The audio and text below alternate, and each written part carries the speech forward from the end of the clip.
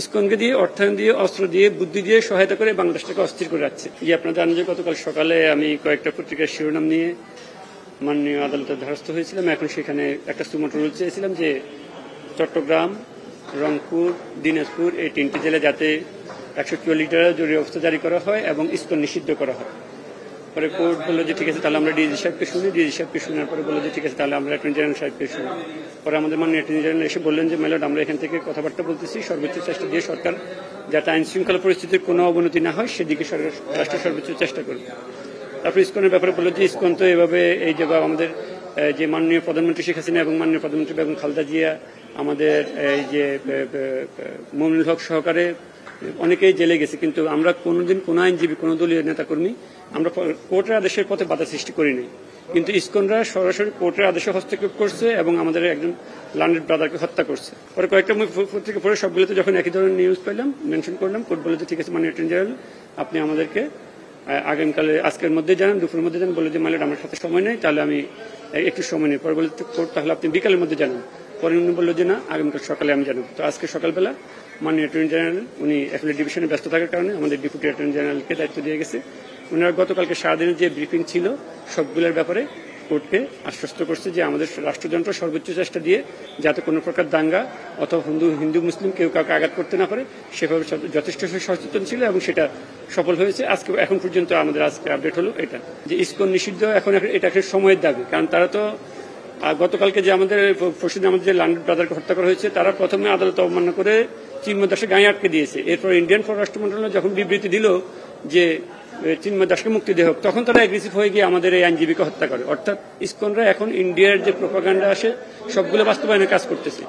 হিন্দুদের জন্য মন্দির আছে, তাদের গুরুকুল আছে, তারা শিক্ষা নেবে গুরুকুল থেকে এবং প্রার্থনা করবে মন্দিরে। এই ইসকন এই যে সংস্থাটা আছে এটা অলরেডি 10টা রাষ্ট্রে নিষিদ্ধ এবং বাংলাদেশেও তারা তাদের সন্ত্রাসী কার্যক্রম চালিয়ে যাচ্ছে এবং সেটা এখন অলরেডি আপনাদের সামনে প্রমাণিত। তারা কোর্টের কোনো আদেশ মানে না, তারা ইন্ডিয়ার যে প্রোপাগান্ডা ছিল সেগুলো বাস্তবায়ন করার। ইন্ডিয়া যে অযাচিতভাবে বাংলাদেশের পররাষ্ট্র মন্ত্রণালয়ের কাছে একটা বিবৃতি পাঠালো যে তারা উনার জামিন চায়, উনাদের ইন্ডিয়াতে 3 জন মুসলমান মসজিদ রক্ষাকে হত্যা হলো, সে ব্যাপারে তাদের কোনো বিবৃতি নেই। স্বর্ণা দাসকে বর্ডারে হত্যা করা হলো, সে ব্যাপারে তাদের কোনো বিবৃতি নেই। বাংলাদেশের নিপুণ রায়কে পুলিশ পিটিয়ে মাথা ফাটিয়ে দিল, গয়েশ্বরচন্দ্র রায়কে জেলে নিল, আমাদের নিতাই কুমার রায় লার্নেড সিনিয়র উনাদেরকে জেলে নিল, তখন তাদের কোনো বিবৃতি নেই। কিন্তু ইসকনের ব্যাপারে উনাদের একমাত্র ইন্টারেস্ট হওয়ার কারণ হলো তারা তাদের প্রত্যেকটা প্রোপাগান্ডা ইসকনকে দিয়ে অর্থায়ন দিয়ে অস্ত্র দিয়ে বুদ্ধি দিয়ে সহায়তা করে বাংলাদেশটাকে অস্থির করে রাখছে। তারা চাচ্ছে এই দেশে যদি আপনার এই যে হায়দ্রাবাদ অথবা সিকিমের মতো যদি একটা রাষ্ট্র তারা প্রতিষ্ঠা করতে পারে, এদেশে যদি দাঙ্গা লাগাতে পারে, তাহলে তারা খুব সহজে বাংলাদেশটাকে দখল করে নিতে পারবে। কারণ তাদের অতীত ইতিহাস হচ্ছে হায়দ্রাবাদকে দাঙ্গা লাগিয়ে দখল করা, তাদের অতীত ইতিহাস হচ্ছে সিকিমকে তারা দাঙ্গা লাগিয়ে দখল করে নিয়েছে। এখন তারা ইসকনের মাধ্যমে সন্ত্রাসী কার্যক্রমের মাধ্যমে বাংলাদেশে যদি দাঙ্গা লাগাতে পারে, তাহলে তারা বাংলাদেশটাকে খুব সহজে দখল করে নিতে পারবে। আমরা যখন হিন্দু মুসলিম দাঙ্গা লিপ্ত হয়ে যাবে তখন তাদের দখল করে নেওয়াটা খুব সহজ হয়ে যাবে। 3টা মামলা হয়েছে, যে তারা বলছে যে সিসিটিভি ফুটেজ দেখে অলরেডি 3টা মামলা হয়েছে। একটা মামলা 30 জনকে গ্রেপ্তার করা হয়েছে, আরেকটা মামলা 6 জনকে গ্রেপ্তার করা হয়েছে এবং বাকিটা আন্ডার ইনভেস্টিগেশন আছে। দেখে সিসিটিভি ফুটেজ দেখে পর্যায়ক্রমে তারা তাদের কার্যক্রম চালিয়ে যাচ্ছে। মোট 30 জন আর 3 জন, টোটাল 33 জনকে গ্রেপ্তার করা হয়েছে। তো এই আদালত আজকে যে সমাধান দিল যে ইসকন নিষিদ্ধ ব্যাপারে যদি রাষ্ট্রযন্ত্র সর্বোচ্চ, কালকে আপনারা দেখছেন যে হাসনাত আব্দুল্লাহ এবং সার্জিস আলম ওনারা 2 জনে কিন্তু ইসকন নিষিদ্ধ ব্যাপারে চট্টগ্রামে কথা বলছে এবং তারা আসার ব্যাপারেও তাদের গাড়ি কিন্তু অ্যাক্সিডেন্ট করছে। অর্থাৎ একটা ঘটনার সাথে আরেকটা ঘটনা কিন্তু জড়িত এখন এখানে দেখা যাচ্ছে। অর্থাৎ ইসকনের মূল উদ্দেশ্য হচ্ছে আমাদের রাষ্ট্রটাকে অস্থির করে রাখা। এখন আমিও যেভাবে কথা বলতেছি বিকাল পর্যন্ত আমিও নিরাপদ থাকবো না, এটাও কিন্তু আসলে এখন বাবার সময় হয়ে গেছে। কারণ কালকে যেহেতু তারা চট্টগ্রাম ইসকনের বিরুদ্ধে কথা, কোর্ট খুব সুন্দর সমাধান দিয়েছে এবং কোর্টের আদালতের আদেশে আমরা খুবই সন্তুষ্ট। কোর্ট বলছে যে যেহেতু রাষ্ট্রযন্ত্র এখানে সর্বোচ্চ চেষ্টা দিয়ে তাদের আইন শৃঙ্খলা পরিস্থিতি নিয়ন্ত্রণে রাখছে, এটা আসলে ধন্যবাদ পাওয়ার যোগ্য। এবং যেহেতু রাষ্ট্রযন্ত্র দেখতেছে, সংবিধানের কথা বলছে, সংবিধান রক্ষার জন্য যে আমাদের সকলের দায়িত্ব, যে আমাদের জনগণ থেকে কোর্ট থেকে আইনজীবী থেকে সকলের দায়িত্ব, সেই সাংবিধানিক দায়িত্ব রাষ্ট্রযন্ত্র খুব ভালোভাবে দায়িত্ব পালন করতেছে। কোর্টের সাথে স্যাটিসফাইড। আমাদের ডেপুটি জেনারেল যিনারা আছেন ওনারাও আইন শৃঙ্খলা পরিস্থিতি নিয়ে স্যাটিসফাইড। আমিও কোর্টের আদেশ যেটা আজকে পেয়েছি যে রাষ্ট্রযন্ত্র আদেশটা ছিল যে ইসকন নিষিদ্ধ এবং আইন শৃঙ্খলা পরিস্থিতি নিয়ন্ত্রণ করার ব্যাপার, এটা উনি যেহেতু নিয়ন্ত্রণে আছে এটা উনি রাষ্ট্রযন্ত্রকে ছেড়ে দিয়েছে। কোর্টের প্রত্যেকটা অবজারভেশনে আমরা স্যাটিসফাইড। কারণ কোর্ট বলছে যে বাংলাদেশে আমরা হিন্দু, বৌদ্ধ, খ্রিস্টান এবং যতটুকু ধর্মের অনুসারী আছে আমরা প্রত্যেকটা অনুসারীরা খুব মিলেমিশে খুব সুন্দরভাবে বসবাস করতেছি।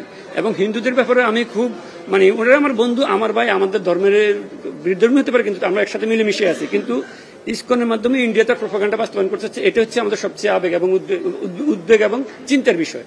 কারণ ইসকন ছাড়াও তো তাদের গুরুকুল আছে, তারা সেখানে শিক্ষা নেবে, মন্দির আছে, তারা সেখানে প্রার্থনা দেবে। ইসকনের এখানে তাদের কোর্ট অবমাননা থেকে শুরু করে আইনজীবী হত্যার মাধ্যমে তারা অলরেডি আমরা গত 5-7 বছর থেকে তাদের নিয়ে খুব সন্দেহ প্রকাশ করছিলাম যে তারা একটা কিছু করতে পারে। এখন তারা রাষ্ট্রযন্ত্রকে অস্থির করার জন্য তারা তাদের এজেন্ডাগুলো অলরেডি বাস্তবায়ন করে যাচ্ছে। কিন্তু আমাদের রাষ্ট্রের স্বাধীনতা সার্বভৌমত্ব রক্ষার জন্য আমরা যদি এখন ইসকনকে নিষিদ্ধ না করি, এটা ভবিষ্যতে রক্তের হোলি খেলার মধ্যে দিয়ে নিষিদ্ধ হবে। আমরা ইন্ডিয়ার সাথে বন্ধুত্বপূর্ণ সম্পর্ক চাই, তবে সেটা সমতা এবং ন্যায্যতার ভিত্তিতে।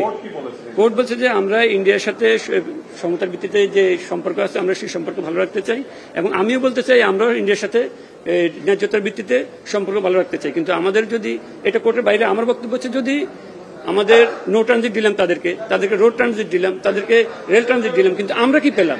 এটা তো সমতার ভিত্তিতে ন্যায্যতার ভিত্তিতে হলো না। যেহেতু 10টা রাষ্ট্র অলরেডি এটা নিষিদ্ধ করে ফেলছে, নিষিদ্ধ করে তারা সফল হয়েছে।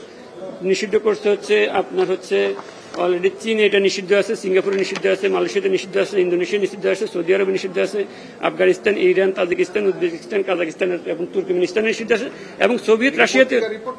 এটা সরাসরি আপনি এখনো যদি ইন্টারনেট গুগল সবগুলো ঢুকেন, পত্রিকা পড়েন, সেখানেও পাবেন। এবং সোভিয়েত রাশিয়া এবং বর্তমান যে রাশিয়া, সোভিয়েত ইউনিয়ন এবং বর্তমান রাশিয়া, তারাও এটাকে নিষিদ্ধ করে রাখছিল। বর্তমানে তারা সেখানে এটা চালানোর চেষ্টা করতেছে। এবং কানাডাতে আপনারা জানেন যে হত্যাকাণ্ডগুলো হচ্ছে সেগুলোতে ইসকন কিন্তু ওতপ্রোতভাবে জড়িত। এখন সারজিস আলম যেহেতু কালকে গাড়িটা অ্যাক্সিডেন্ট করছে, এখন আমি নিজেও তো এটার মধ্যে পড়ে যাচ্ছি যে কখন আমার উপরে হামলা আসে। তবে আমি এটা বলবো, আমাদের রাষ্ট্রের সার্বভৌমত্বের জন্য, স্বাধীনতার জন্য যতটুকু করা সম্ভব আমি জীবন দিলেও সেটুকু করে যাব।